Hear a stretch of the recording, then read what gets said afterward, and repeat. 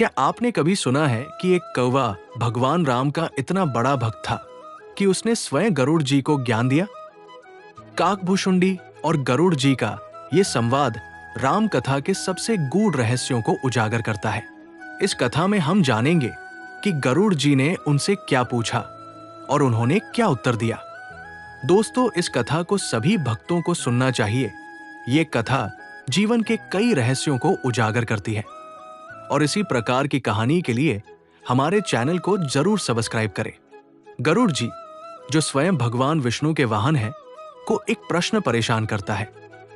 भगवान राम साक्षात विष्णु के अवतार हैं, फिर भी वे मनुष्य की भांति दुख क्यों सहते हैं? ये प्रश्न उनके मन में तब आया जब उन्होंने भगवान राम को माता सीता के वियोग में रोते हुए देखा। वे उत्तर जानने के लिए ऋषियों और देवताओं के पास गए, लेकिन समाधान नहीं मिला। तब उन्हें भगवान शिव ने सुझाव दिया कि वे काकभूषुंडी जी के पास जाएं। गरुड़ जी ने एक विशाल और प्राचीन पीपल के वृक्ष पर काकभूषुंडी जी को देखा, जो ध्यानमग्न थे। उन्होंने विनम्रता से प्रणाम कर अपनी जिज्ञासा प्रकट की। काकभूषुंडी जी ने मुस्कुराते हुए कहा, हे गरुड़ जी, आपका प्रश्न अत्यंत गूढ़ है, लेकिन यदि आप इसे समझना चाहते हैं तो आपको भगवान की भक्ति और लीला का मर्म जानना होगा। भगवान की लीला। काकभूषुंडी जी समझाते हैं कि भगवान जब धरती पर आते हैं तो वे अपनी माया से बंधे नहीं होते, लेकिन अपनी लीलाओं से भक्तों को शिक्षा देते हैं। सीता वियोग और श्रीराम का दुख, भगवान राम का दुख असली नहीं था, बल्कि ये उनकी लीला थी ताकि संसार के लोग प्रेम और भक्ति का महत्व समझें।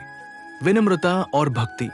काकभूषुंडी जी कहते हैं कि भगवान राम ने ये दिखाया कि सच्चा प्रेमी अपने प्रिय के वियोग में कैसा महसूस करता है, जिससे भक्ति का वास्तविक अर्थ समझ में आता है।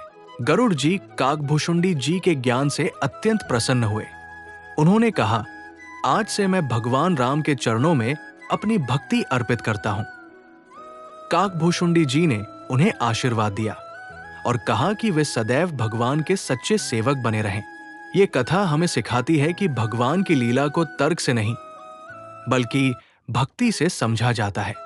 भगवान राम के जीवन से हमें प्रेम, त्याग और समर्पण की शिक्षा मिलती है।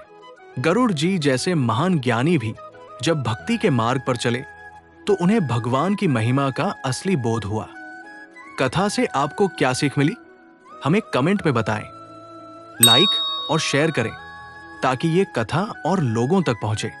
चैनल को सब्सक्राइब करें ताकि आपको और भी रोचक कथाएं मिलती रहें।